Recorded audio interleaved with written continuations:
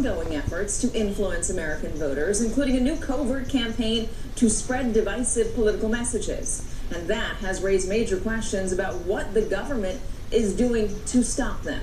As the Washington Post reports, lawmakers and independent analysts say that voting systems are more secure against hackers thanks to action at the federal and state levels, and that the Russians have not targeted those systems to the degree they did in 2016. But Russian efforts to manipulate U.S. voters through misleading social media postings are likely to have grown more sophisticated and harder to detect. Then there is not a sufficiently strong government strategy to combat information warfare against the U.S., outside experts say.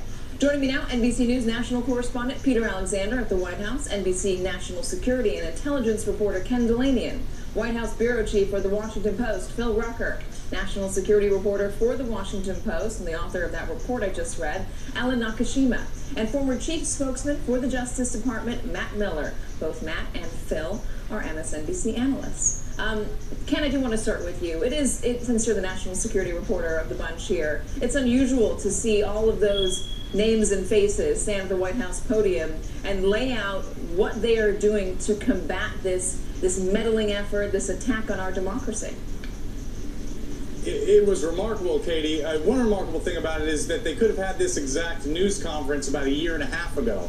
Because as you know, this behavior by Russia never stopped after the 2016 election, particularly this malign influence campaign on Twitter and Facebook. And there were a number of statements made in that news conference that just weren't true. For example, the idea that a robust campaign to stop this behavior began as soon as Donald Trump took office. Ellen Nakashima and I were both at an intelligence conference in April where a senior NSA official was asked what the NSA is doing about Russian meddling in our politics, and she answered, "We have not had the political fortitude to say what we are going to do. We have not hit them where it hurts." Now, one thing that was significant in this news conference was the head of the NSA, Paul Nakasone, was pretty clear that seems to have changed, at least for his agency. He seemed to say he had authorization from the president to conduct offensive cyber action against actors who would meddle in our politics, including the Russians. That's a big deal, and that's a change, and they're not going to ever describe in detail what that looks like.